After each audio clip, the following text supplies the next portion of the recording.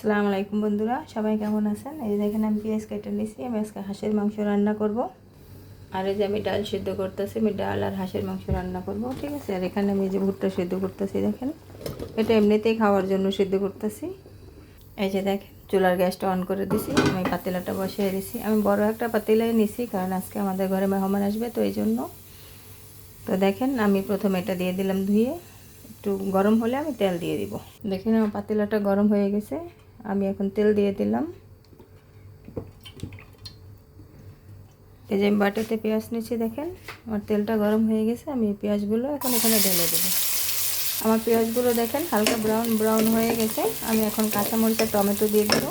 এই যে আমি টমেটো আর কাঁচামরিচ কেটে রাখছি, এগুলো দিয়ে দিব। দেখেন আমি টমেটোগুলো দিয়ে দিলাম, একটু লাড়াচাড়া করে মিক্স করে নিচ্ছি।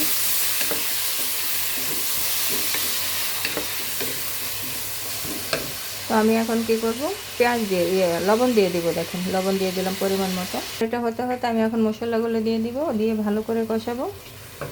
এখানে আমি গরম মশলা বেটে রাখছিলাম, এই যে আমি শুধু গরম মশলাটা দিয়ে দিলাম। এখন আমি হলুদ, মরিচ, আদা, রসুন সব কিছু দিয়ে দিব, ঠিক আছে। 1 চামচ হলুদের ফাঁকি দিয়ে দিলাম। এখানে আমি আদার পাউডার দিয়ে দিলাম, আমি আদা বাটা দিইনি, এই জন্য আমি 1 চামচ আদা পাউডার দিয়ে।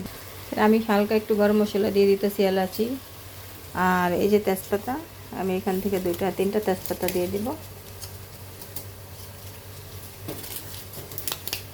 ঠিক আছে। 3-4টা তেজপাতা দিয়ে দিলাম।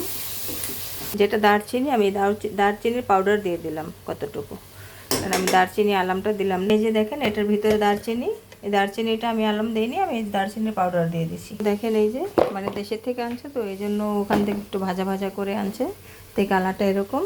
এখানে আমি সেই আমার মশলাটার মধ্যে কষানো হয়ে গেছে ভালো করে। আমি এখন মাংসগুলো সব এখানে ঢেলে দিয়ে দিলাম।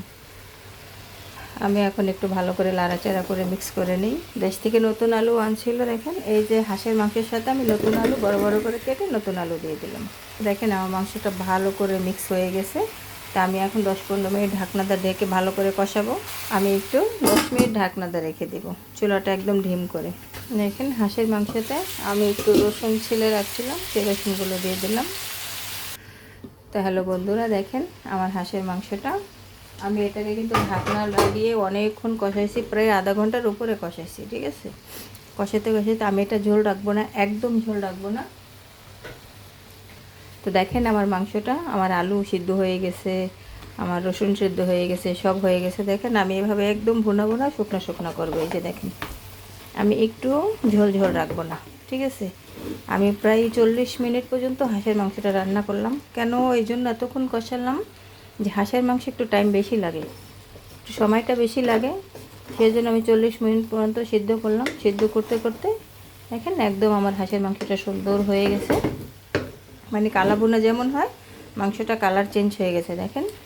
আর দিয়ে একটা আলু এই জন্য দিয়েছি, বাচ্চারা খাবে তো, নতুন আলু খেতে খুব মজা, সেই জন্য দিলাম। তো দেখেন বন্ধুরা আমার হাঁসের মাংসটা একদম সুন্দর হয়ে গেছে। দেখেন আমি ঝোল রাখি নাই, হাঁসের মাংস কি ঝোল ছাড়া এভাবে ভুনা ভুনা করলে সে মাংসটা অনেক টেস্ট হয়, অনেক মজা লাগে। এই জন্য আমি আজকে ঝোল রাখবো না, ঠিক আছে। আর রাত্রে তো আমার মেজো ভাইরা আসবে মেহমান, ওদেরকে দাওয়াত করছি, ওরা খেতে আসবে। তো সেই জন্য এই যে দেখেন আমার মাংসটা আজ হয়ে গেল এ পর্যন্তই। আর যে যেখান থেকে দেখছেন বন্ধুরা, আমাকে আমার চ্যানেলটাকে সাবস্ক্রাইব করে দিবেন। আর যদি সাবস্ক্রাইব করে থাকেন তাহলে লাইক কমেন্ট শেয়ার করে দিবেন। আর যে যেখান থেকে দেখছেন প্লিজ সবাই কমেন্ট করে জানাবেন কে কোথা থেকে দেখছেন, ঠিক আছে। তো ভালো থাকবেন, আজ এ পর্যন্তই। আল্লাহ হাফেজ।